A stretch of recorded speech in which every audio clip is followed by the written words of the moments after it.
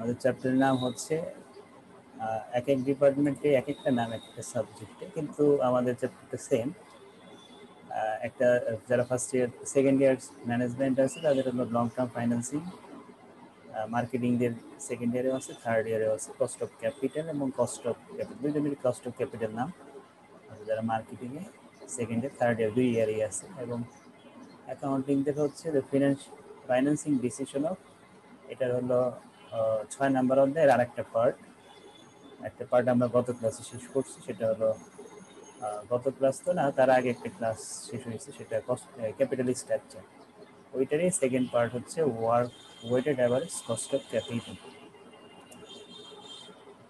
তো আমরা প্রথমে কিছু সূত্র দেখবো এবং মূলধন ব্যয় কি সেটা আমরা একটু দেখব। মূলধন ব্যয় কি? মূলধন এই যে weighted average cost of capital, এটাকে বলতে আমরা বাংলায় বলি গড় প্রদত্ত মূলধন ব্যয়। তো গড় প্রদত্ত মূলধন ব্যয় কি সেটা বোঝার জন্য আমাকে আগে জানতে হবে মূলধন ব্যয় কি। ঠিক আছে, মূলধন ব্যয় কি সেটা আগে আমাকে জানতে হবে। তো মূলধন ব্যয় বলতে আমরা বিভিন্ন উৎস থেকে মূলধন সংগ্রহ করতে গেলে আমাকে বিভিন্ন ব্যয় করতে হয়। যেমন আমরা যদি ঋণ নেই তাহলে ঋণের সুদ দিতে হবে, যদি অগ্রাধিকার শেয়ার নেই তাহলে অগ্রাধিকার শেয়ার হোল্ডারদের লভ্যাংশ দিতে হবে। এরপরে আমরা যদি শেয়ারের মাধ্যমে টাকা কালেক্ট করি তাহলে কস্ট অফ ইকুইটি হবে, এবং সংগ্রহিত আয়ের একটা ব্যয় আছে, সেটা হলো রিটেন আর্নিং বলি যেটাকে ইংলিশে। এটা আর একটা ব্যয় হিসেবেও পরিচিত, যেটা সূচক ব্যয়। ঠিক আছে, তো এই প্রত্যেকটা ব্যয় কিন্তু আমরা মূলধন সংগ্রহ করতে যাব যখন তখন হবে। তো এইগুলোকে আমরা প্রত্যেকটাকে ইন্ডিভিজুয়াল মূলধন ব্যয় বলতেছি। কিন্তু একটা কোম্পানিতে যখন 4টা সোর্স বা 3টা সোর্স বা 2টা সোর্সে টাকা কালেক্ট করবে, তাদেরকে একত্রে প্রকাশ করার জন্য আমরা এটাকে নামকরণ করে weighted average cost of capital, অর্থাৎ গুরুত্ব প্রদত্ত মূলধন ব্যয়। অর্থাৎ মূলধন কাঠামোতে প্রত্যেকটা উৎসের কর পরবর্তী ব্যয়কে উহার অনুপাত দ্বারা গুণ করলে গুণফলকে যোগ করে যে মূলধন ব্যয় নির্ধারণ করা হবে তাকে বলবো গুরুত্ব প্রদত্ত মূলধন ব্যয়। অর্থাৎ এই যে এখানে দেখো, এইটা হলো cost of debt, KD means cost of debt, KP means cost of prefer share, share capital, cost of equity এবং রিটার্ন আর্নিং কস্ট কে আর। ঠিক আছে, তো এগুলোর সাথে কি করছে, এগুলো সবারই কিন্তু আফটার ট্যাক্স হইতে হবে, অর্থাৎ ট্যাক্স পরবর্তী যে ব্যয় সেই ব্যয়টা নিয়ে কাজ করতে হবে। এখন নর্মালি আমাদের কোশ্চেনে এই কেপি কে ই কে আর এগুলো কিন্তু সবাই ট্যাক্সের পরেই বসে। ঠিক আছে, শুধু ট্যাক্সের আগে বসে হলো ইন্টারেস্ট, নাকি? আমরা যখন একটি স্টেটমেন্ট তৈরি করা শিখলাম, কোনো না কোনো জায়গায় হয়তো করছো, আগের চ্যাপ্টারেও পড়ছি, এই যে যেটা আমাদের ক্যাপিটাল স্ট্রাকচার ছিল, ইবিআইডি থেকে ইন্টারেস্ট বাদ দিতাম, ঠিক আছে, তারপরে ট্যাক্স বাদ দিতাম, তারপরে কি পেতাম, ইন্টারেস্ট বাদ দিলে ইবিআইটি ইবিআইডি থেকে ট্যাক্স বাদ দিতাম। তার মানে কি, ওই ইন্টারেস্টের মধ্যে ট্যাক্স থাকে, ওই ট্যাক্সটা বাকি বাদ দিয়ে আফটার ট্যাক্স করে দিতে হবে। বাকিগুলো তেমন ট্যাক্সের পরে বসে দেখে আর এগুলোর আফটার ট্যাক্স করার কোনো প্রয়োজন হয় না। ঠিক আছে, অর্থাৎ যেটা থাকে ওইটাই আফটার ট্যাক্স। এবং প্রত্যেকটা সোর্সের ওয়েটগুলো গুণ করতে হবে। ওয়েট মানে হচ্ছে তুমি মোট যত টাকা নিছো কোম্পানিতে, তার মধ্যে কত টাকা ঋণের নিছো, কত টাকা পেপার শেয়ারে নিছো, কত টাকা ইকুইটি শেয়ার নিছো এবং কত টাকা রিটার্ন আর্নিং নিছো। এটা হলো অনুপাত, অর্থাৎ মোট টাকার কত অংশ তুমি কোন সোর্সে নিছো, প্রত্যেকটা অংশ তার খরচের সাথে গুণ করবে, করে এগুলো সব যখন যোগ দিবা, এটার সাথে এটা যোগ, এটার সাথে এটা যোগ, তার সাথে এটা যোগ করলে যে রেজাল্ট পাবে সেটাকে আমরা বলতেছি weighted average cost of capital, যার আর এক নাম হচ্ছে overall cost of capital. K O দ্বারা ওভারঅল কস্ট অফ ক্যাপিটাল বোঝায়, অর্থাৎ এই জিনিসটাকে এইভাবে প্রকাশ করছে। এখন এই পুরো অঙ্কের মধ্যে এইগুলাই করতে হবে, ডাব্লিউএসিসি হিসাবে যতগুলো অঙ্ক করবা, যেগুলো পার্ট সিতে আসে, বিতে যেগুলো আসে এগুলো তো পুরো চায় না, জাস্ট খালি এইগুলো এই কস্টগুলো কীভাবে বের করতে হয় এগুলো আমাদের মধ্যে চায়। তো এগুলো আমরা দেখবো কীভাবে বের করতে হয়। তাহলে আমাকে প্রথমেই শিখতে হবে 4টা সোর্সে কোন সোর্সে কীভাবে কার কস্ট তৈরি করা হয়। ঠিক আছে, 4টা সোর্সে কার কস্ট কীভাবে নির্ধারণ করা হয়, কীভাবে তৈরি করা হয় সেটা আমাকে আগে জানতে হবে। তো প্রথমেই আসি ডিবেঞ্চার। ঠিক আছে, এই ডিবেঞ্চারটা আমাদের দুই ধরনের হতে পারে। এক হচ্ছে পারপেচুয়াল বা ইরিডিমেবল ডিবেঞ্চার, অর্থাৎ অপরিশোধযোগ্য ঋণ, অর্থাৎ যে ঋণের যে ধরনের ঋণের আসল টাকা কখনো পরিশোধ করা যায় না তাকে অপরিশোধযোগ্য ঋণ বলে। অর্থাৎ কোনো ম্যাচুরিটি পিরিয়ড থাকবে না। ঠিক আছে, যে তুমি কত দিনের জন্য ঋণটা নিতেছো তার কোনো তারিখ উল্লেখ করা নাই, নির্দিষ্ট মেয়াদ উল্লেখ নাই যে কত দিনের জন্য ঋণ নিতেছো। ঠিক আছে, অর্থাৎ বিভিন্ন উৎস থেকে তুমি যে ঋণ নিতেছো এটা কতদিন পরে পরিশোধ করবা সেই সম্পর্কে কিছু বলা না থাকলে এটাকে আমরা বলি অপরিশোধযোগ্য ঋণ বা পারপিচুয়াল বা ইরিডেমেবল ঋণ। তো এই ক্ষেত্রে দুইভাবে আমরা তার কস্ট নির্ধারণ করি। যদি কোশ্চেনে KD means cost of debt, ঠিক আছে, যদি কোশ্চেনে সেলস ভ্যালু বা পারচেস ভ্যালু দেওয়া থাকে শেয়ারের প্রত্যেকটা ডিবেঞ্চারের যদি একটা মূল্য দেওয়া থাকে, প্রতিটা শেয়ারের মূল্য ডিবেঞ্চারের, তখন আমরা এই সূত্রটা অ্যাপ্লাই করব। সূত্র হলো ইন্টারেস্ট ইন্টু 1 মাইনাস ট্যাক্সের ভাগ এনএসবি ইন্টু 100। এটা এই সূত্র করার শর্ত কি, অবশ্যই আমাকে আমার প্রত্যেকটা ডিবেঞ্চারের কস্ট মূল্য বা এক একটা ডিবেঞ্চারের ফেস ভ্যালু বা সেলস ভ্যালু এগুলো থাকতে হবে। যদি থাকে তাহলে এটা করব, কিন্তু ওইখানে কিন্তু কোনো ম্যাচুরিটি পিরিয়ড থাকবে না, ওই জিনিসটাও খেয়াল রাখতে হবে। এরপরে দেখলা যে প্রশ্ন পড়ার পরে যদি দেখো যে কোশ্চেনে কোনো পারচেস প্রাইস দেওয়া নাই, ডিবেঞ্চারের এক একটার মূল্য কত সেটা দেওয়া নাই, এবং কোনো আয়ুষ্কালও প্রশ্নে দেওয়া নাই যে কত বছরের জন্য এই ঋণটা নেওয়া হয়েছে, তখন আমরা সূত্র ইউজ করবো K I into 1 minus tax rate. K I হচ্ছে বিফোর ট্যাক্স, আমরা বলছিলাম ট্যাক্সটা বাদ দিয়ে কাজ করতে হবে, এই জন্য আমরা 1 মাইনাস ট্যাক্স রেট গুণ করব। ঠিক আছে, এখানে ইন্টারেস্ট মানে ইন্টারেস্টের টাকা বলবে, আর এখানে কে আই মানে ইন্টারেস্টের যে রেট, ওই রেট বসবে, ওই রেটের থেকেই আমরা 1 মাইনাস ট্যাক্স রেট করে দিব, যেটা কিনা এটাও আমরা ক্যাপিটাল স্ট্রাকচারে একটা অঙ্কের মধ্যে দেখছিলাম। ছক করে আমাদের অঙ্ক করতে হয়, WSC করে আমাকে যে অপটিমাম ডেট ইকুইটি মিক্স কীভাবে তৈরি করতে হয় সেখানে আমরা শিখছিলাম। একটা অঙ্ক ছিল ট্যাক্স আর একটা ছিল ট্যাক্স সহ। তখন আমরা বলছিলাম ঘরের মধ্যে আমরা ট্যাক্স বাদ দিয়ে কেডির মান বসাবো, ওই জিনিসটা এখানে আনছি। হ্যাঁ, এখন আমরা শিখবো ইন্টারেস্ট কীভাবে আসবে সেটা দেখব। তারপরে দেখব ইন্টারেস্ট, তো নর্মালি আমরা জানি কি পার ভ্যালু যেটা দেওয়া থাকে বা ফেস ভ্যালু যেটা দেওয়া থাকে তার উপর অলওয়েজ ইন্টারেস্ট ধরতে হয়। আর যদি কে আই হয় তাহলে কে আই কোশ্চেনে দেওয়া থাকবে। K I means cost of debt before tax, NSB net sales value per debt. Net sales value কীভাবে পাবো, ফেস ভ্যালু থাকবে, তার সাথে যদি প্রিমিয়াম অন ইস্যু থাকে যোগ করবো, যদি আদার কস্ট মানে ডিসকাউন্ট থাকে, রেপুটেশন কস্ট থাকে, premium on redemption of debenture, এগুলো যদি থাকে এগুলো আমরা বাদ দিয়ে নিট সেলস ভ্যালু তৈরি করে নেব। আর যদি এগুলো কোনো কিছুই না থাকে, শুধু ফেস ভ্যালু থাকে, ওই ফেস ভ্যালুটাই শুধু এখানে বসে যাবে, এনএসবি লিখবো, টাকাটা ফেস ভ্যালু বসে। এই হলো আমাদের, যদি ম্যাচুরিটি পিরিয়ড না থাকে, না থাকার পর আমাকে আবার দেখতে হবে যে সেলস ভ্যালু বা ফেস ভ্যালু আছে কিনা, যদি থাকে এটা, না থাকলে এই সূত্র দিয়ে করে ফেলবো। এরপরে যদি ম্যাচুরিটি পিরিয়ড থাকে সেটাকে আমরা কোন ধরনের বন্ড বলতেছি, পরিশোধযোগ্য ঋণ, রিডেমেবল ডিবেঞ্চার। যেই ধরনের ঋণপত্রের টাকা নির্দিষ্ট মেয়াদের মধ্যে পরিশোধ করা হয় তাকে পরিশোধযোগ্য ঋণ বলে।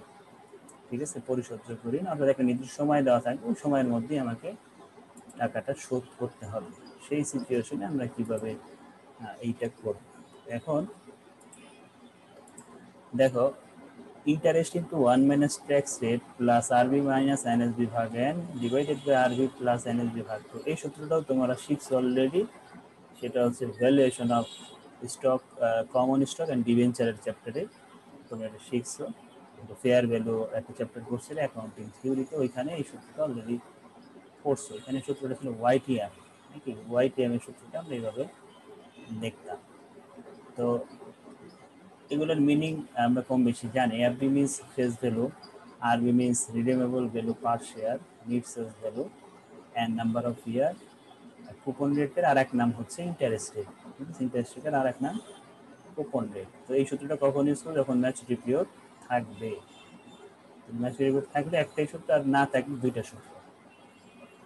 এরপর প্রেফার স্টক এবং ডিবেঞ্চার প্রায় কিছুটা মিল আছে, এইখানেও দুই ধরনের হয়, একটা ম্যাচুরিটি পিরিয়ড থাকবে, একটা ম্যাচুরিটি পিরিয়ড থাকবে না। অর্থাৎ যে ধরনের অগ্রাধিকার শেয়ারে টাকা কখনো ফেরত দেওয়া যায় না তাকে আমরা অপরিশোধযোগ্য অগ্রাধিকার শেয়ার বলতেছি। তাহলে সূত্র এখানেও দুইটা, যদি মেয়াদ না থাকে উপরে পিডি 1 - এফসি হবে, উপরে পিডি।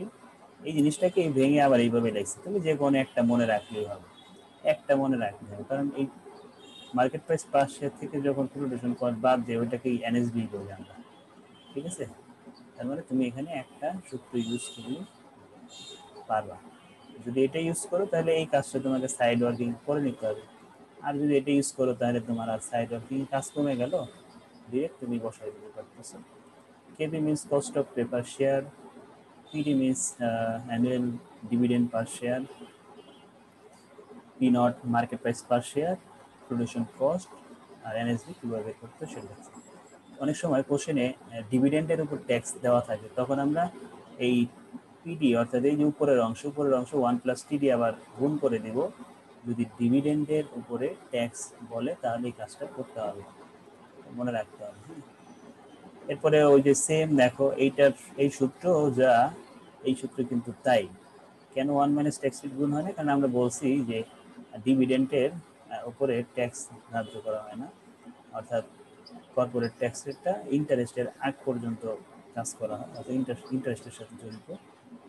ডিভিডেন্ড বা এই কমন স্টক বা রিটার্ন আর্নিং এগুলোর সাথে কর্পোরেট ট্যাক্সের কোনো কাজ হয় না, ওগুলা আফটার ট্যাক্সেই থাকে। এই জন্য আর এখানে 1 ট্যাক্সের গুণ দেওয়ার কোনো প্রয়োজন হয় নাই।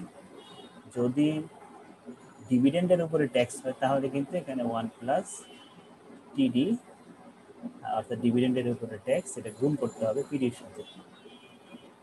আরবি মাইনাস এনএসবি ভাগ N divided by RB plus NSB ভাগ 2 × 100।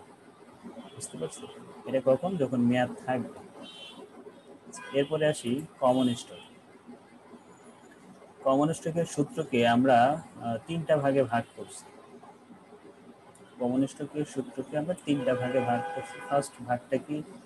ডিভিডেন্ড মডেল, ঠিক আছে? যদি অগ্রাধিকার শেয়ারের লভ্যাংশ থাকে তাহলে আমরা কিভাবে তার ব্যয়টা নির্ধারণ করি। সাধারণ শেয়ারের ব্যয়টা কি?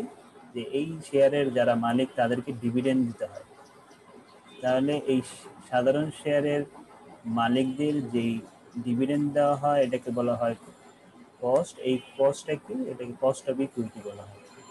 আর অগ্রাধিকার শেয়ারটাও কস্ট, কিন্তু এটা অগ্রাধিকার শেয়ার হোল্ডারদের দেওয়া হয়, অর্থাৎ এটাকে আমরা বলতেছি কস্ট অফ পেপার শেয়ার। সাধারণ শেয়ারটাকে কস্ট অফ ইকুইটি বলতেছি। ওইখানেও ডিভিডেন্ড, এখানেও ডিভিডেন্ড, কিন্তু এইখানের ডিভিডেন্ডটা কি? যে ওইখানে যেমন ডিভিডেন্ডটা কিন্তু ফিক্সড, ঠিক আছে? আমাদের অগ্রাধিকার শেয়ারদের ডিভিডেন্ডটা অলওয়েজ ফিক্সড হয়। কেমন ফিক্সড? ইন্টারেস্ট যেমন ফিক্সড, সবসময় একই রকম ইন্টারেস্ট হবে, আর ঠিক ডিভিডেন্ডটাও তেমন অগ্রাধিকার শেয়ারে। কেন? কারণ আমরা এমনও পরে আসছি যে অগ্রাধিকার শেয়ারকে হাইব্রিড সিকিউরিটি বলা হয়।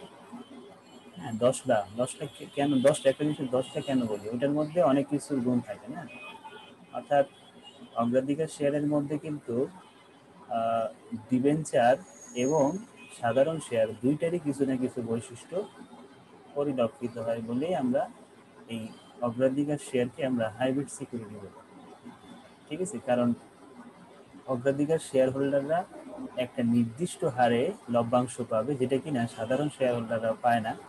সাধারণ শেয়ার হোল্ডারদের ডিভিডেন্ড আপ ডাউন করে।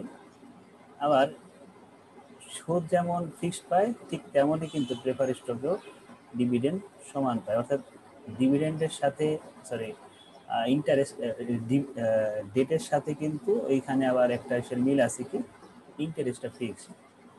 আর আরও এরকম কিছু পার্থক্য পরিলক্ষিত হয়, অর্থাৎ দেখবা কমন স্টকের সাথে কিছু কিছু বৈশিষ্ট্য অগ্রাধিকার শেয়ারের সাথে মিলছে, আবার অগ্রাধিকার শেয়ারের সাথে ডিবেঞ্চারের কিছু বৈশিষ্ট্য মিলে গেছে। এটা যখন তোমরা পার্থক্য করবো তখনই পাবা খুঁজে কেন আমরা এটাকে হাইব্রিড সিকিউরিটি বলি। আচ্ছা, তাহলে এইখানে আমরা এটাকে ডিভিডেন্ড মডেল বলতেছি, ডি নট, অর্থাৎ অ্যাভারেজ পিওর ডিভিডেন্ড বা কারেন্ট ইয়ার ডিভিডেন্ড বলতে পারি আমরা। ডিভিডেন্ড বসাবো এবং এটাকে মার্কেট প্রাইস পার শেয়ার দ্বারা ভাগ করব। আমরা কিন্তু এই সূত্রটা অলরেডি শিখে আসছি। স্টক ভ্যালুয়েশন, স্টক ভ্যালুয়েশনে স্টকের মূল্য নির্ধারণ করতে বলতো, তখন আমরা কি করতাম, ডিভিডেন্ড জিরোকে কস্ট অফ ইকুইটি দ্বারা ভাগ করতাম, করলেই আমরা মার্কেট প্রাইস পার শেয়ার পেতাম। ওইটাকে সাইড চেঞ্জ করে মার্কেট প্রাইসটাকে নিচে পাঠিয়ে দিছি, আর এখানকার কস্ট অফ ইকুইটিকে উপরে পাঠিয়ে 100 দিয়ে গুণ দেওয়াতেই তার ব্যয়টা পেয়ে গেল। অর্থাৎ ওই সূত্রটাকেই সাইড চেঞ্জ করে নতুন একটা সূত্রের মতো তৈরি করছি। তো এখন ডিভিডেন্ডটা সরাসরি নাও থাকতে পারে, এইভাবে থাকতে পারে যে আর্নিং পার শেয়ার ইন্টু ডিপি রেশিও, এই দুটো গুণ দিলেও তুমি ডিভিডেন্ড পার শেয়ার পাবা। এই অঙ্ক আমরা একটা এই স্টক ভ্যালুয়েশনে একটা পাইছিলাম, সেটাতে ইপিএস ছিল, ডিভিডেন্ড পে আউট রেশিও ছিল। পরে আমরা কি করছি, ডিভিডেন্ড এইভাবে বের করছি। তারপরে ডিভিডেন্ড গ্রোথ মডেল, অর্থাৎ ডিভিডেন্ড যদি প্রবৃদ্ধি হয়, বাড়ে, এটাও কিন্তু শিখছি। এটাও আমরা কমন স্টকের মধ্যে শিখছি। তখন কিভাবে ছিল, এই যে আমরা যদি একটা জিনিস চিন্তা করো, এই যে ব্র্যাকেটটা যদি তুমি তুলে দাও, এটা এই পাশে এসে কি হয়ে যাবে, মাইনাস হয়ে যাবে, কে মাইনাস জি হয়ে যাবে। কে মাইনাস জি তুমি তখন কি করবা, এটা যদি এই পাশে যায় তারা তখন থাকবে শুধু ওরা দুইজন। তারপরে তুমি যদি ওরে এখানে পাঠাও আর ওরে এখানে পাঠিয়ে দাও এই যে জিটা নেওয়ার পর, তাহলে আমরা কি শিখছিলাম ওইখানে, যে মার্কেট প্রাইস পার শেয়ার যদি গ্রোথ রেট থাকে, আমরা সূত্র লিখছিলাম তখন D one by K minus G. মনে থাকলে মনে করতে পারো কিনা দেখো, যে আমরা তখন সূত্র লিখতাম market price per share is equal to D one by K minus G. ওই সূত্রটাকে মডিফাই করে, অর্থাৎ সাইড চেঞ্জ করে আমরা কি তৈরি করছি, কস্ট অফ ইকুইটির সূত্র তৈরি করছি। তার মানে কিন্তু এইটাও কিন্তু পুরাতন সূত্রই, নতুন কোনো সূত্র না। অর্থাৎ তুমি যে কয়টা সূত্র দেখতেছো এখানে কিন্তু ম্যাক্সিমামই স্টক ভ্যালুয়েশন অ্যান্ড বন্ড ভ্যালুয়েশনের সাথে মিল আছে। অর্থাৎ এটাও তুমি আগে করে আসছো, এটাও করে আসছো, এবং এটাও করে আসছে। যখন ফ্লুটেশন কস্ট থাকে, ফ্লুটেশন কস্ট ওইখানে আমরা তৈরি করে নিতাম, যে এনএসবি বের করে নিতাম না, ফ্লুটেশন কস্ট এখানে ছিল না। এখানে আমরা কি করব, নিউ ইস্যু মডেল, অর্থাৎ যখন বাজারে নতুন শেয়ার ইস্যু করবা তখন তার কিছু আনুষঙ্গিক খরচ থাকে, তো ওই খরচটাকে আমাকে বাদ দিয়ে নিতে হয় মার্কেট প্রাইস পার শেয়ার থেকে। ঠিক আছে, অ্যাবসিমিস production cost, market price per share, dividend এবং কস্ট। তাহলে এইটা আর এটা কিন্তু প্রায় সেমই। যদি খরচ থাকে তাহলে বাদ দেবে, খরচ না থাকলে বাদ দেওয়ার কোনো প্রয়োজন নাই। এরপরে এখানে কিছু হিংস দেওয়া আছে, তুমি কিভাবে বুঝবা কোনটা ডি ওয়ান এবং কোনটা ডি জিরো, এটার উপর ভিত্তি করে যদি ডি ওয়ান কোশ্চেনে থাকে, গ্রোথ রেট থাকে, তাহলে আমাকে ডি ওয়ান কনভার্ট করে নিতে হবে। ডি ওয়ান কনভার্ট করার ফর্মুলা যেখানে দেওয়া আছে, ডি নটের সাথে ওয়ান প্লাস জি প্রবৃদ্ধির হারটা গুণ করতে হবে। ঠিক আছে, মনে করো প্রবৃদ্ধির হার 10%, তাহলে 1 প্লাস 0.10, এটা আমরা ওই ডিভিডেন্ডের সাথে গুণ দিব। তারপরে গ্রোথ রেট অনেক সময় সরাসরি থাকে না, এইভাবে বের করে নিতে হয়। এখানে কিছু ফর্মুলা দেওয়া আছে, তো আমরা যতগুলো অঙ্ক করবো এখানে এটার অ্যাপ্লাই খুব কম, এরকম অঙ্ক এখনো আসে নাই। তারপরও পরীক্ষার হলে যাওয়ার আগে এগুলো একটু দেখে যাইতে হবে, যে ডিভিডেন্ড গ্রোথ রেট যদি এই ইনফরমেশনগুলো প্রশ্নে দেওয়া থাকে, তাহলে তোমাকে কিন্তু অবশ্যই ডিভিডেন্ড গ্রোথ রেটটা বের করতে হবে। কারণ গ্রোথ রেট বের করার জন্য যা যা প্রয়োজন সেটা কোশ্চেনে যদি থাকে, অবশ্যই তোমাকে গ্রোথ রেট বের করে নিতে হবে। তুমি সরাসরি ডিভিডেন্ড মডেলে করতে পারবে না, তোমাকে ডিভিডেন্ড গ্রোথ মডেলে করতে হবে। ঠিক আছে, এরপর সর্বশেষ হচ্ছে কস্ট অফ রিটেন আর্নিং, সংরক্ষিত আয়ের ব্যয়। সংরক্ষিত আয়ের ব্যয়ের মধ্যে আমরা দেখব যে 3 ভাগে বিভক্ত করছি আমরা। একটা হলো personal tax and production cost is not given. কোশ্চেনে যদি আমরা দেখি যে পার্সোনাল ট্যাক্সও নাই, প্রোডাকশন কস্টও নাই, তখন আমরা বলতে পারবো এই যে কস্ট অফ ইকুইটি, এই যে কস্ট অফ ইকুইটি, এইটা যা হবে আমাদের রিটেন আর্নিং এর কস্ট তাই হবে, কস্ট অফ রিটেন আর্নিংও সেম হবে, দেখো সেমই লিখছি। এই জন্যই লিখছি cost of equity equal to cost of retained earning, ঠিক আছে, ইজ ইকুয়াল টু এইটা। অর্থাৎ যখন কোশ্চেনে কোনো পার্সোনাল ট্যাক্স নাই, প্রোডাকশন কস্ট নাই, সংরক্ষিত আয়ের একটা সোর্স আছে, যে এই সোর্স থেকে তুমি টাকা কালেক্ট করছো, এই কালেক্টেড টাকাটাই দেওয়া আছে, আর কোনো কিছুই দেয় নাই। তুমি তখন কস্ট অফ ইকুইটির অ্যান্সার যা হবে এটা তো তাই বসাই দিবা। অবশ্যই পার্সোনাল ট্যাক্স এবং প্রোডাকশন কস্ট থাকতে পারবে না। আর যদি থাকে, সাপোজ মনে করো পার্সোনাল ট্যাক্স আছে, তখন কি করবো, তুমি এই যে এখানে যে কস্ট অফ ইকুইটি বের হয়েছে, অর্থাৎ কস্ট অফ ইকুইটি তুমি যেটা বের করে রাখছি না আগে, তার সাথে 1 - পার্সোনাল ট্যাক্সের গুণ করে দিলেই তোমার এটা কস্ট অফ রিটার্ন আর্নিং হয়ে যাবে।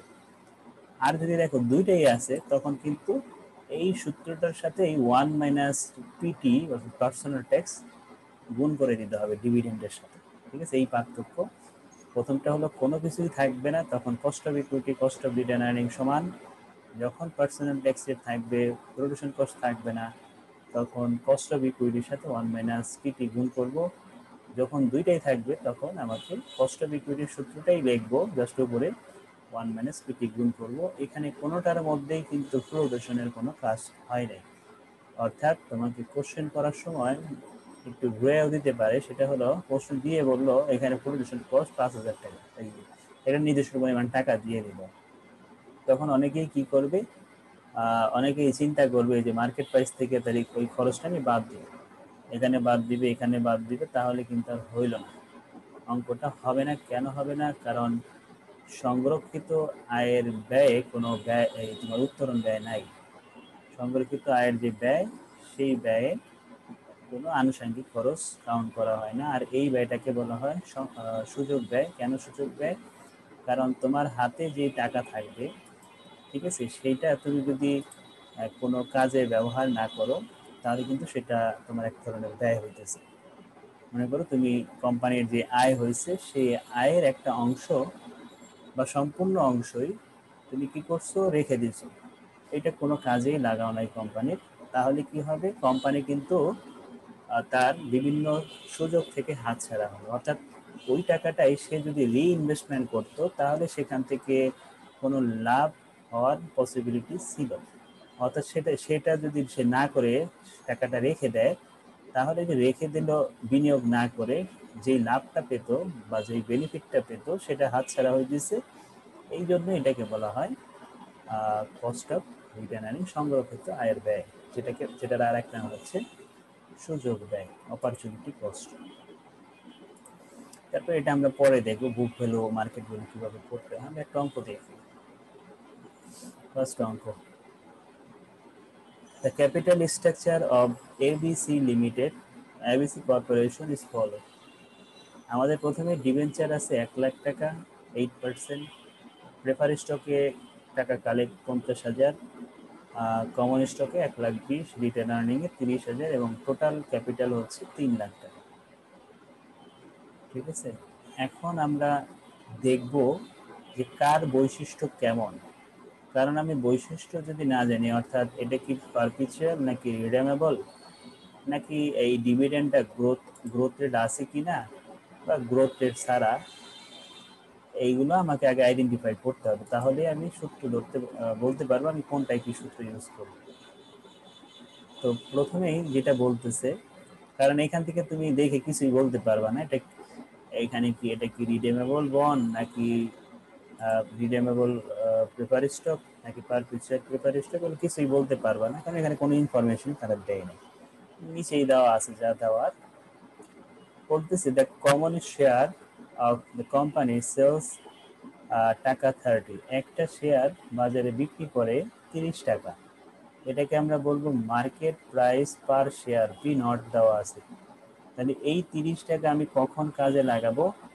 যখন কস্ট অফ ইকুইটি এবং রিটার্ন আর্নিং করব, তখন আমরা এই 30 টাকার কাজ করব। এটা হলো market price per share. Return earning বা কস্ট অফ ইকুইটির মধ্যে আমাকে মার্কেট প্রাইস বসাইতে হয়। It is expected that the company will pay next year a dividend of টাকা 2.50 per share. কোম্পানি নেক্সট ইয়ারে 2.50 ডিভিডেন্ড দিবে।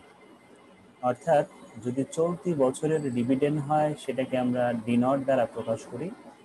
আর চলতি বছর ছাড়া যদি ভবিষ্যতের ডিভিডেন্ড বোঝায়, অর্থাৎ এখানে নেক্সট ইয়ার বলছে, অর্থাৎ পরের বছর, তাহলে এটাকে আমরা D1 দ্বারা প্রকাশ করব। D1 দেওয়া আছে 2.50। এটাও আমার কোথায় কাজে লাগবে? যখন আমরা কস্ট অফ ইকুইটি করব এবং রিটার্ন আর্নিং করবো, এই দুইটা ক্ষেত্রেই আমার 2.50 কাজে লাগবে। তারপরে গ্রোথ রেট দেওয়া আছে 4%, তাহলে এই 4% আমার এই কস্ট অফ রিটার্ন আর্নিং এবং কস্ট অফ ইকুইটিতে কাজে লাগে। তো তিনটা মানই কিন্তু আমাদের দুইটা সূত্রেই অ্যাপ্লাই করব। এরপরে বলছে দ্য মার্কেট প্রাইস, আচ্ছা এই পর্যন্ত শেষ, ঠিক আছে। আমরা একটু করে নিই, আরেকটা কাজ আছে। The market price of prefer stock, এখন আবার প্রেফার স্টকের কথা বলতেছে। তখন বলছিল কমন স্টক, প্রেফার স্টকের এইটাতে কথা বলতেছে। The price, the market price of prefer share is টাকা 96, তাহলে পি নট কত? 96 কার পি নট? এটা প্রেফার শেয়ারে, ঠিক আছে। ফেস ভ্যালু বা পার ভ্যালু আছে 100 টাকা। তাহলে আমরা যখন প্রেফার স্টক করব, প্রেফার স্টকের আমরা দুইটা নিয়ম শিখছিলাম, একটা রিডেমেবল, একটা হলো ইমিডিয়েটেবল, অর্থাৎ একটা মেয়াদ থাকবে এবং মেয়াদ থাকবে না। এই অঙ্কটায় মেয়াদ নাই কোনো, অর্থাৎ প্রেফার শেয়ার কতদিনের জন্য ইস্যু করছে সেটা এখানে লেখা নাই। তাহলে আমরা প্রথম সূত্রটা অ্যাপ্লাই করব। প্রথম সূত্রটা ছিল PD divided by P not minus FC into 100। তাহলে পিডি কত এখানে? এই যে 12% হলো লভ্যাংশের হার, এই লভ্যাংশের হারটা অ্যাপ্লাই করব 100 টাকার উপর। তাহলে 12 টাকা হলো প্রতি শেয়ারের লভ্যাংশ, অগ্রাধিকার শেয়ার লভ্যাংশ। এই 12 টাকাকে ভাগ করবো আমরা 96 টাকা দিয়ে, যদি কিনা আর কোনো খরচ না থাকে। আর যদি খরচ থাকে তাহলে ওই 96 টাকা থেকে ওই খরচটাকে বাদ দিয়ে নিয়ে তারপরে ভাগ করতে হবে। তো এখন আমরা সামনে যেয়ে দেখবো যে আমাদের আর কোনো খরচ আছে কি। A production cost 5% of the market price would be incurred to the issue of all kinds of share. বলছে যে প্রোডাকশন কস্ট হবে 5% of the market price would be incurred to the issue of all kinds of share. সব ধরনের শেয়ারের উপর 5% কি ধরতে হবে? প্রোডাকশন কস্ট ধরতে হবে। অর্থাৎ শেয়ার এখানে দুই ধরনের, প্রেফার শেয়ার আছে এবং কমন স্টক আছে। দুইটা ক্ষেত্রে আমার প্রোডাকশন কস্ট আছে। তাহলে আমি 96 দিয়ে ভাগ দিলে হবে না। 100 টাকার 12% 12 টাকা, এই 12 টাকাকে 96 দিয়ে ভাগ করলে হবে না, সেখান থেকে আমাকে আগে খরচটা বাদ দিয়ে দিতে হবে। তারপরে বলছে দ্য কোম্পানির marginal tax rate 40%, compute the cost of capital of ABC company. ABC কোম্পানির কস্ট অফ ক্যাপিটাল কত, অর্থাৎ সামগ্রিক ব্যয়টা কত, সেটা এখন আমরা বের করব। তার জন্য আমাকে আগে প্রত্যেকটা ইন্ডিভিজুয়াল কস্ট বের করে নিতে হবে। কস্ট অফ ইকুইটির সূত্র D1 P naught minus FC plus G into 100। D not কত? ডি ওয়ান প্রশ্ন দেওয়া ছিল 2.50, নেক্সট ইয়ার ডিভিডেন্ড বলছিল দেখে সরাসরি আমি এটাকে বসিয়ে দিলাম। না হলে আমাকে এটাকে D1 বানায় নিতে হতো যদি নেক্সট ইয়ারে না হতো। কারেন্ট ইয়ারের হলে আমরা এই 2.5 টাকার সাথে 1 প্লাস গ্রোথ রেট গুণ করে দিলাম, নিয়ে তারপর এখানে বসাবো। মার্কেট প্রাইস 30 টাকা এবং জি হচ্ছে 4%, 100, এবং প্রোডাকশন কস্ট কত হয় মার্কেট প্রাইসের?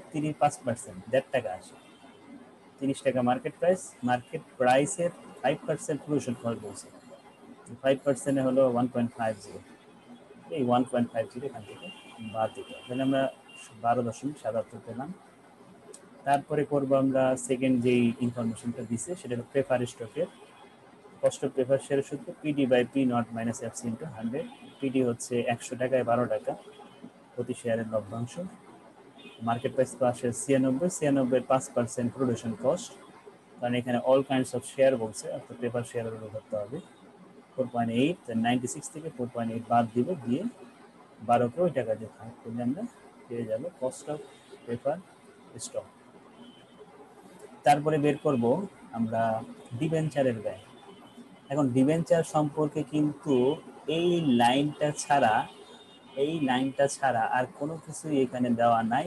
একটা আছে ট্যাক্স রেট, কারণ ডিবেঞ্চার করতে গেলে অবশ্যই ট্যাক্স রেট লাগবে আমার ডিবেঞ্চারের ব্যয় করতে গেলে। তাহলে তোমার কাজ, তোমাকে আমি বলছিলাম যে দুইটা জিনিস, মানে দুইটা সূত্র দিয়ে আমরা কস্ট অফ ডেট বের করি, মানে দুইটা ফরম্যাটে, একটা হলো মেয়াদ থাকবে, একটা মেয়াদ থাকবে না। তো এইটাতে আমরা প্রথমেই দেখলাম মেয়াদ নাই। যখন মেয়াদ না থাকে তখন আমরা কি বলছিলাম, যে দুইটা সূত্র অ্যাপ্লাই করে এটা বের করবো মেয়াদ না থাকলে।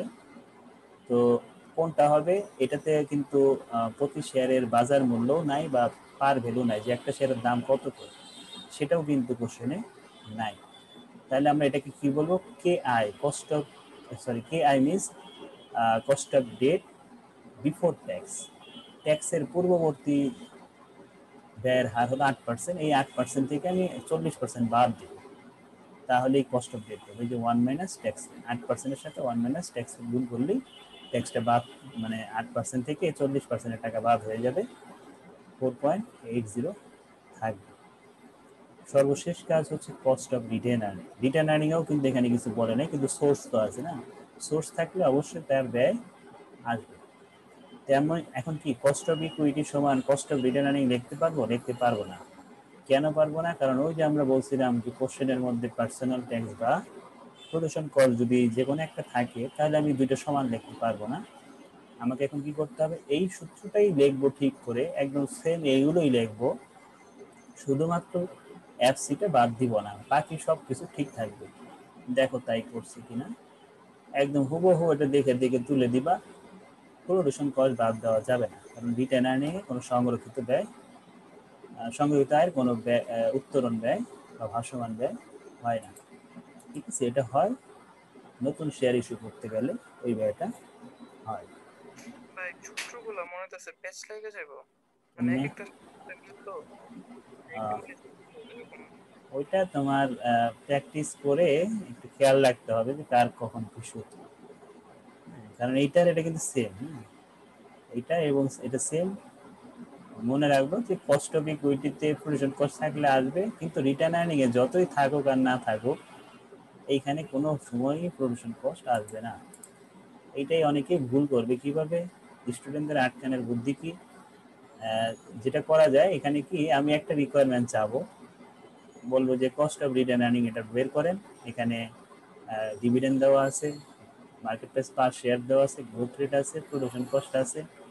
ওই যে প্রোডাকশন কস্ট দিয়ে দিলাম, মানে যারা খেয়াল করে অঙ্ক করবে না ওরা কি করবে, প্রোডাকশন কাজও করে ফেলবে, মানে এখানে মাইনাস দিয়ে ফেলবে। মাইনাস দেওয়া মানে এটা কস্ট অফ ইকুইটি হয়ে গেল, ওটা তার রিটার্ন আর্নিং হলো না। হ্যাঁ, যখন কোশ্চেনে প্রভিশন কস্ট না থাকবে তখন আমি ইকুইটি যা হবে, আমার ইকুইটির ব্যয় আমার রিটার্ন আর্নিং এর ব্যয়ও সেমই হবে। ঠিক আছে, এই পার্থক্যটা করেই দিতেছে পার্সোনাল ট্যাক্স রেট এবং প্রোডাকশন কস্ট, এই দুইটা জিনিসই আমার রিটার্ন আর্নিং এর সাথে কস্ট অফ ইকুইটি পার্থক্য করে দিতেছে। দুইটার যে কোনো একটা থাকা মানে অ্যান্সার ভিন্ন হবে, দুইটার কোনোটা না থাকলে অ্যান্সার দুটো সেম হবে। এখন কস্ট তো আমরা বের করলাম, এখন আমাদের কাজ কি, অ্যাভারেজ বের করা, অ্যাভারেজ কস্ট অফ ক্যাপিটাল। প্রত্যেকটার ইন্ডিভিজুয়াল কস্ট বের করছি, এখন আমাকে বের করতে হবে একত্রে কত হয়। একত্রে করতে হলে আমি কি বলছিলাম, ওয়েট লাগবে না, এটাও কিন্তু আমরা শিখছি। ওয়েটের সাথে কস্ট গুণ করে করে যার যার আমরা ব্যয় বের করতাম, অর্থাৎ আমাকে আগে ওয়েট বের করতে হবে। এটা প্রশ্ন দেখে দেখে হুবহু তুলছি, এই দুইটা ঘর, প্রশ্নে এই দুইটা ঘরই একদম এইভাবেই দেওয়া। এই যে দেখো, এই যে এটা দেখে আমরা বসাই দিছি। বসানোর পর আমার কাজ হলো তিনটা ঘর আরো করা। একটা হলো এই যে আমরা যে কস্টগুলো বের করছি সেগুলো বসানোর জন্য এখান থেকে ধরে ধরে নিয়ে বসাই দিব। যে এটা ঋণের ব্যয়, যে ঋণের ব্যয় কত, 4.8 বসাই দিছি। পেপার শেয়ারের ব্যয় কত, 13.16, এই যে 13.16। এভাবে যার যার ঘরে তার তার দাম নাম দেখে দেখে মিলাই মিলাই বসাবে। অনেক সময় কি হয়, এভাবে এখানে লেখছে একভাবে, ওরা কি করে এই সিরিয়ালে লেখছে, এখান থেকে ওই সিরিয়ালেই টাকাগুলো একটা একটা করে নিচে নিচে নামায়া পরে অঙ্ক দেখে যে মিলে না। কেন মিলে না? কারণ সোর্স একটা টাকা খরচ বসায় রাখছে আর একটা, তাহলে কেন হবে? এখানে যেই সোর্স, ওই সোর্সের খরচ কত সেটা তোমাকে বসাতে হবে। এবং ওয়েটটা কিভাবে পাবো, এই মোট টাকা, এই যার যার টাকাকে মোট টাকা দ্বারা ভাগ করলে তুমি ওয়েট পাবা। অর্থাৎ 3 লাখ টাকার মধ্যে 1 লাখ টাকার ডিবেঞ্চারে তাহলে কত পার্সেন্ট, 0.333%। আবার 3 লাখ টাকার মধ্যে 50,000 টাকা, অর্থাৎ 0.1667। 3 লাখ টাকার মধ্যে 1,20,000 টাকার মধ্যে 0.4। এইভাবে সবগুলো একত্রে যোগ করে আবার দেখবা ওয়ান হয় কিনা। হ্যাঁ, ওয়ান হইতে হবে, অবশ্যই ওয়ান হইতে হবে, একটু বেশি হইতে পারবে না, কম হইতে পারবে না, একদম পুরো অ্যাকুরেট অলওয়েজ এখানে ওয়ান হবে। এখানে পয়েন্ট যদি কম বেশি হয় এগুলো কম বেশি করে নিতে হবে। আচ্ছা, এরপর এটা তো পেলাম, এই দুটা গুণ করে করে বসাই দিয়েছি, তারপর সব যোগ করলাম, আমার অ্যান্সার বের হয়ে গেছে। আবার কষ্ট করতাম, মানে একদম সিম্পল জিনিস। তোমার মেইন হলো এইখানকার এই কস্টগুলো নির্ধারণ করা। কস্টগুলো ঠিকঠাক নির্ধারণ করতে পারলেই ইজিলি অঙ্ক করে ফেলতে পারবে। আসি পরেরটায়, সেকেন্ড অঙ্ক। The Max company was currently formed to manufacture a new product. It has the following capital structure in the market value term. Market value দেওয়া আছে আমাদের এগুলা এখানে, debenture, prefer stock, common stock. এখানে আবার রিড অ্যান্ড আর্নিংটা নাই, একটা source কম আছে, ঠিক আছে। দেখো অঙ্কটা কিন্তু একদম ছোট অঙ্ক। A company has marginal tax rate 40%। এই ট্যাক্সটা আমরা একটা কাজেই লাগাবো, সেটা ডিবেঞ্চারের আফটার ট্যাক্স করার জন্য, ঠিক আছে, এছাড়া এটার কাজ নাই। A study of publicity held companies in this line of business suggests that the required return on the equity is about 17%. The company debt currently yield 13%. দেখো এখানে কি বললাম, যে এই কোম্পানির return on equity, return on equity বলতে আমরা cost of ইকুইটিকে বুঝবো, কারণ একই জিনিস কোম্পানির দিক থেকে একটা টাকা হয় এবং অন্য মানে দুইটা পক্ষ থাকে, তো দুইটা পক্ষ থেকে একই জিনিসকে দুই নামে রাখা হয়, একটাকে একদিক থেকে কস্ট ডাকা হয়, একদিক থেকে রিটার্ন ডাকা হয়। ম্যাক্স কোম্পানির ডেট কারেন্টলি ইন 13%, ঋণের ব্যয় দেওয়া আছে 13%, তাহলে এই 13%-এর সাথে আমরা 1 ট্যাক্স সেট করলেই আমরা cost of debt after tax পাবো। And it's prefer stock is in 12%, prefer স্টকের ব্যয়ও তারা দিয়ে দিচ্ছে, তাহলে আমাদের এখানে কিন্তু কস্ট অফ ইকুইটির ব্যয়ও বের করতে হবে না, প্রেফার স্টকের ব্যয়ও বের করতে হবে না, দুইটাই কোশ্চেনে দিয়ে দিছে।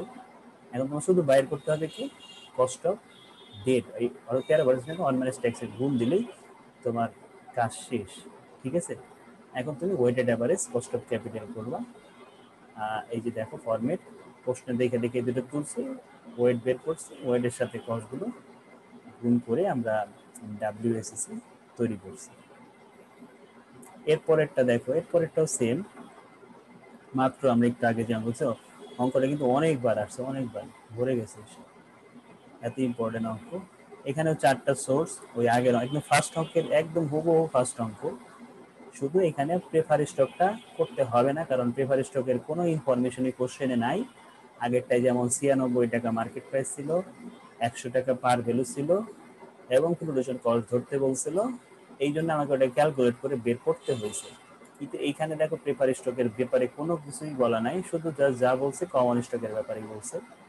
আর আমরা তো জানি যে ঋণের ব্যয়টাকে সবসময় আফটার ট্যাক্সে কনভার্ট করে নিতে হবে, অর্থাৎ এই 8%-এর সাথে 1 ট্যাক্সের গুণ করলে তোমার যেটা হবে সেটাই আমাদের cost of debt. Cost of paper stock প্রশ্নেই দেওয়া আছে 12%, আর রিটার্ন আর্নিং এর ব্যয় এবং কস্ট অফ ইকুইটির ব্যয় সেম হবে যদি দেখি কোশ্চেনে কোনো পার্সোনাল ট্যাক্স নাই এবং প্রোডাকশন কস্ট কোনোটাই নাই, তখন আমি বলতে পারবো এটা সমান এটা। তো আমরা দেখি যে কোনো খরচ আছে কিনা। তো কমন স্টকের একটার মূল্য 30 টাকা এবং company will pay next year dividend 2.5 টাকা, অর্থাৎ আগের সেম হবো, কিন্তু আগেরটাই বলতেছে, ঠিক আছে। আচ্ছা আমরা একটু আজানটা শেষ হোক, তুমি আগের অঙ্কটার এই অঙ্কটা একটু স্ক্রিনশট নাও।